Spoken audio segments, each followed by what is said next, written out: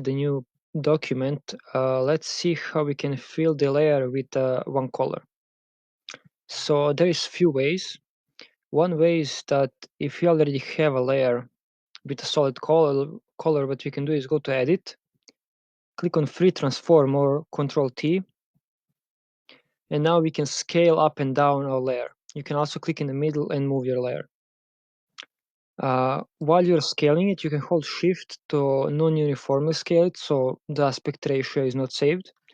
But for right now, let's release Shift and just scale it manually. And now if you click Enter, we have a filled layer with only one color. Now let's click Control Z, or what you can do is go to Window, History, that will show you all the changes that you have made. So if I click on Free Transform, you can see I can go forward and back with our edit. So let's go back to canvas size. And now let's see another way that we can fill our layer. So here you can see that we have a fill color and a background color. So you can also swap them by clicking here. So foreground and background color can be changed independently. And what we can do is let's click swap until white is foreground. And let's click Alt Delete on the keyboard. Now what we did is basically told Photoshop to fill the whole layer with our foreground color. And let's click X. So X is the same as clicking here to swap, the shortcut. And if it's a background color white, we can also click Control Delete, and it will also fill it. So we can check that out. Let's click Control Delete, and it's filled. You can choose any color for that. Right now we have white, but you can use Alt Delete and Control Delete to fill your layers. Another way that we can fill our layer is by clicking on, let me see,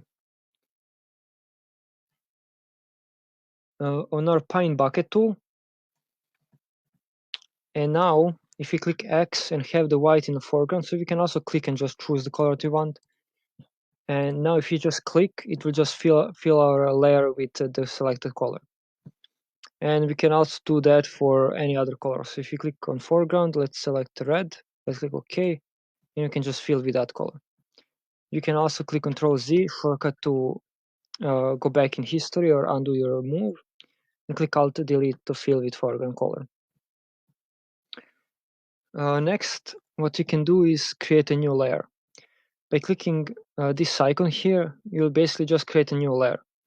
And how layers work in Photoshop is that the topmost layer will be in front of everything. So if you, let's say, click on red, select blue color, click OK, and then click fill. Now our foreground color has blue, and our first layer has blue, and the second layer has red. And since our layer is blue layer is first, it basically occludes the layers below, and we can hide or show our first layer. We can also rename layers. So if we click on this layer 1, double click, and we can name it blue, and double click down, we can name it red. And we can also change the order if you want, just pulling it down. And you also have this eye, meaning basically to make it invisible or visible. What we can also do is delete layers. So if I click delete here, it will just delete this selected layer, and I can also select both and click delete. Right now I can't because you need to have at least one layer. So if I create a new layer and then select blue and red, I can just delete both of them if I want. Let's click Control Z, and I will just click on the keyboard delete, and that is another way to delete things. So shortcuts in Photoshop are pretty powerful, and I usually use shortcuts for most of these things. And another thing that we can do is blend layers, and that's basically done by decreasing the opacity here. And as you can see, if we get 50% blue and red, we get purple. So you can also change the opacity to see through the layer.